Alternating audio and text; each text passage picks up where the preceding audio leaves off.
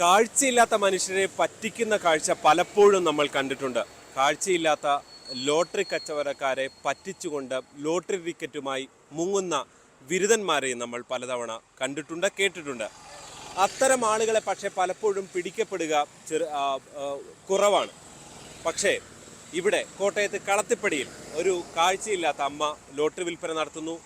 അവരെ പറ്റിച്ചുകൊണ്ട് പതിവായി ലോട്ടറി എടുത്ത് മുങ്ങുന്ന, പണം കൊടുക്കാതെ മുങ്ങുന്ന ഒരു കള്ളനെ പിടികൂടിയ കഥയാണ് നമ്മൾ ഇന്ന് പങ്കുവെക്കുന്നത്. എന്നോടൊപ്പം ഇവിടെയുണ്ട് അമ്മ. കുറേ കാലമായി ലോട്ടറി കച്ചവടം തന്നെയാണ് അല്ലേ? ഈ വീടും പേരും ഒക്കെ, വീട് എവിടെയാ? എന്റെ വീട് ഇവിടെ അടുത്ത് കളത്തിപ്പടി പള്ളിക്കുന്ന് പറയും. പേര് റോസമ്മ എന്നാണല്ലേ? റോസമ്മ സുഭാഷ്. എങ്ങനാ ഈ ലോട്ടറി നഷ്ടപ്പെടുന്നു എങ്ങനെയാ തിരിച്ചറിഞ്ഞേ? ഞാൻ നിങ്ങളെ കണ്ടില്ല, അതുപോലെ ഞാൻ എണ്ണും ഇടയ്ക്കിടയ്ക്ക് എണ്ണി ഞാൻ കറക്റ്റ് ചെയ്യും. അങ്ങനെ കറക്റ്റ് ചെയ്യുമ്പം കുറവുണ്ടെങ്കിൽ നമുക്കറിയും.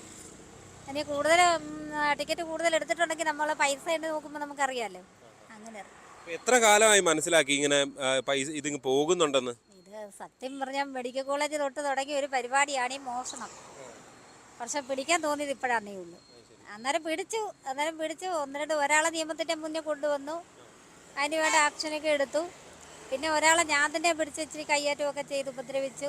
പക്ഷെ എന്നാലും അയാൾ ഇപ്പോഴും ആ പണി ചെയ്യുന്നുണ്ട്. അങ്ങനെ ഇതിപ്പോ എങ്ങനെ പിന്നെ ഈ ക്യാമറ വെച്ച് പിടിക്കാം, അതാരാന്ന് അറിയാവുന്നുള്ള ഒരു ഐഡിയ എങ്ങനെയാ തോന്നിയേ? അതിപ്പോ ഈ പെൻ ക്യാമറ എന്ന് പറയുന്നത് ഞാൻ കാണിക്കാം. അത് കാണിച്ചെങ്കിലല്ലേ അതിന്റെ ഐഡിയ മനസ്സിലാക്കാൻ പറ്റും. ഇതിപ്പോ ഈ പെൻ ക്യാമറ ഇങ്ങനെ ഡ്രസ്സിൽ കുത്തി വെക്കും അല്ലേ? ഇതിങ്ങനെ ഓണാക്കും. വെറുതെ ഇതിങ്ങനെ ഓണാക്കിയിട്ട് ഇതിങ്ങനെ ഓണാക്കിയിട്ട് ക്യാമറ ഇങ്ങനെ താത്ത് വെക്കും. എന്നിട്ട് ഇങ്ങനെ ഉടുപ്പിലോട്ട് ഇങ്ങനെ അങ്ങോട്ട് കുത്തി വെക്കും.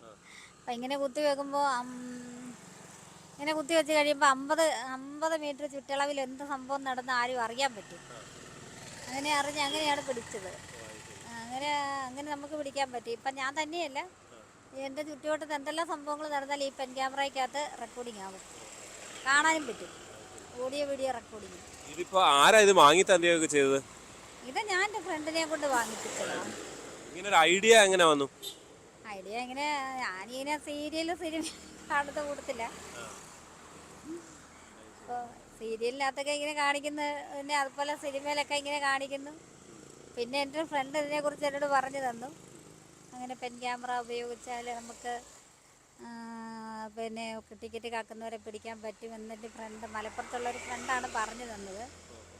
അദ്ദേഹം പ്രായമുള്ള ഒരാളാണ്. പക്ഷേ എൻ്റെ ഒരു മോളെ പോലെ കരുതുന്ന ഒരു മനുഷ്യനാണ്. ഞാനെന്നും ഇങ്ങനെ ടിക്കറ്റ് പോകുമ്പോൾ ഞാൻ അവിടെ ചെന്ന് കരിക്കാൻ പറയുകയൊക്കെ ചെയ്യുമ്പോൾ വിളിച്ച് പറയുമ്പോൾ പുള്ളി പറയും, മോളെ ഇങ്ങനെ പെൻ ക്യാമറ എന്ന് പറയുന്ന സിസ്റ്റം കൊണ്ട് നീ അത് മേടിച്ച് വെക്കുക, ഇപ്പം നമുക്ക് ആരാണേലും പിടിക്കാൻ പറ്റുമെന്ന്. ഇത് എന്നിട്ട് ഇങ്ങനെ പോയപ്പോൾ പിന്നെ നമ്മൾ എണ്ണി നോക്കിയപ്പോൾ ഇങ്ങനെ മൊബൈൽ ഇത് കണക്ട് ചെയ്ത് നോക്കിയല്ലേ ആ വീഡിയോയിൽ ആരാ ഉള്ളതെന്ന്? അതെ. അല്ല, ഞാൻ ടിക്കറ്റ് കാണാതെ പോയപ്പം ഞാൻ പിന്നെ പെൻ ക്യാമറ വെച്ച് അവരെ പിന്നെ 2 പ്രാവശ്യം അവർ പെൻ ക്യാമറ വെച്ച് കഴിഞ്ഞ് 2 പ്രാവശ്യം കൂടി അവർക്ക് എടുക്കാനുള്ള സമയം ഞാൻ കൊടുത്തു. അവരെടുത്തു എന്നുള്ള കൃത്യമായി കഴിഞ്ഞപ്പോൾ പെൻ ക്യാമറ കണക്ട് ചെയ്ത് നോക്കി. അപ്പോൾ അവരവിടുന്ന് മനസ്സിലായി. പരാതി കൊടുത്തില്ലേ? അതെന്താ? പരാതി കൊടുത്തില്ല. അത് കൊടുക്കാൻ എന്നാന്ന് ചോദിച്ചാൽ അവരെന്നോട് മാപ്പ് പറഞ്ഞപ്പം പിന്നെ എനിക്ക് പരാതി കൊടുക്കാൻ തോന്നിയില്ല. വലിയ മനസ്സാണ്. അല്ല, അത് എൻ്റെ മനസ്സല്ല, ദൈവസ്നേഹം എൻ്റെ ഉള്ളിലുള്ളത് കൊണ്ടാണ് എനിക്കങ്ങനെ ചെയ്യാൻ തോന്നിയത്. കാരണം നമ്മളോട് ഒരാൾ മാപ്പിന് വേണ്ടി കെഞ്ചുമ്പോൾ നമ്മൾ അവർക്ക് മാപ്പ് കൊടുക്കുന്നില്ല ചെയ്യേണ്ടത്. അവരുടെ അതിന്റെ പൈസ മേടിച്ചോ? പൈസ മേടിച്ചില്ല. അതെന്താ പൈസ മേടിക്കണ്ടെന്ന് തോന്നിയേ? കാരണം പൈസ മേടിക്കണ്ടെന്ന് തോന്നിയത് വേറൊന്നും കൊണ്ടല്ല. അവരോട് ഞാൻ പറഞ്ഞു എനിക്ക് പൈസ ഒന്നും വേണ്ട. പലപ്പോഴായിട്ട് അമ്പ ടിക്കറ്റ് എടുത്തോണ്ട് പോയി. പക്ഷെ ഞാൻ പറഞ്ഞു എനിക്ക് പൈസ ഒന്നും വേണ്ട, പക്ഷെ നിങ്ങൾ ചെയ്ത് തെറ്റ് മനസ്സിലാക്കി നിങ്ങൾ തെറ്റിൽ നിന്ന് പൂർണ്ണമായിട്ട് പിന്മാറണം. അങ്ങനെ പിന്മാറുന്നാണോ ഒരു വിശ്വാസം തോന്നുന്നത്? അതെ, പുള്ളി കഴിഞ്ഞിടയ്ക്ക് എൻ്റെ അടുത്ത് വന്നിരുന്നു. അതിനുശേഷം വന്നു കഴിഞ്ഞിടയ്ക്കെന്ന് പറഞ്ഞാൽ അത് നല്ലവനായിട്ടാണ് വന്നേ. പിന്നെ പൈസയൊക്കെ തന്നൂല്ലേ? ഇല്ല, തന്നില്ല. അതല്ല, പിന്നീട് വാങ്ങിയോ? ടിക്കറ്റ് വാങ്ങിയോ? ഇല്ല. അന്ന് വന്നു. ഈ പ്രശ്നം ഇങ്ങനെ രൂക്ഷമായപ്പോഴത്തേനും പത്രത്തിലും ചാനലുകാരും ഒക്കെ വന്നു തുടങ്ങിയപ്പോൾ പുള്ളി കഴിഞ്ഞിടയ്ക്ക് വന്നിരുന്നു. എൻ്റെ അടുത്ത് എൻ്റെ അടുത്ത് പറഞ്ഞ് എൻ്റെ നിയമത്തിൻ്റെ മുന്നേ കൊണ്ടുവരണമെങ്കിൽ കൊണ്ടുവരാൻ, ഞാൻ തെറ്റ് ചെയ്തതല്ലേ, ഞാൻ എനിക്ക് ഭയങ്കര കുറ്റബോധമാണ്, ഞാൻ നിയമത്തിൻ്റെ മുന്നേ വരണമെങ്കിൽ വരാം, എൻ്റെ പേര് പറഞ്ഞ് ഒരു കുഴപ്പമില്ലെന്ന് പറഞ്ഞു. ഞാൻ പറഞ്ഞു എന്തായാലും നിങ്ങൾ തെറ്റേറ്റ് പറഞ്ഞല്ലോ, നിങ്ങൾ നല്ല മനുഷ്യനാകാൻ തീരുമാനിച്ചല്ലോ. അപ്പം അതുകൊണ്ട് ഈ മറ്റ് ഈ സംസ്ഥാനത്ത് പലയിടത്തും ഇങ്ങനെ ആളുകൾ ഈ കാഴ്ചയില്ലാത്ത മനുഷ്യരെ ഇങ്ങനെ പറ്റിക്കുന്നവരുണ്ട്. അവർക്കൊക്കെ ഒരു മാതൃകയായിട്ട് ഇത് വരുമെന്ന് തോന്നുന്നുണ്ടോ? അപ്പം പലരും എന്നെ വിളിച്ച് ഭയങ്കര വിരട്ടല. കാരണം അവരെന്നോട് ചോദിക്കുന്നത്, നീ എന്നെ പരിപാടിയാണ് കാണിച്ചത്, ടിക്കറ്റ് പോയപ്പോൾ നിനക്ക് കംപ്ലൈൻറ്റ് ചെയ്തുകൂടായിരുന്നോ? അവരെ പിടിച്ചതല്ലേ, പിടിച്ചിട്ട് നിനക്ക് എന്തുകൊണ്ട് കംപ്ലൈൻറ്റ് ചെയ്യാൻ പറ്റിയില്ല, നീ എന്തിനാ പിന്നെ മദർ തെരേസ എന്നൊക്കെ ചോദിച്ച് എന്നെ വിളിച്ചെന്ന്. എൻ്റെ ഈ കാഴ്ചയില്ലാത്തവരുടെ ഇടയിൽ നിന്ന് തന്നെ ഒരുപാട് വിമർശനങ്ങൾ വരുന്നുണ്ട്. എന്നാലും നമ്മളിപ്പോഴും വിശ്വസിക്കുന്നത് നമ്മൾ ചെയ്തത് തന്നെയാണ് ശരിയെന്നാണ് അല്ലേ? തീർച്ചയായിട്ടും തീർച്ചയായിട്ടും 100%. എന്തായാലും ഈ അമ്മയുടെ വളരെ വിശാലമായൊരു മനസ്സുകൂടിയാണ് ഇതിൽ കാണുന്നത്.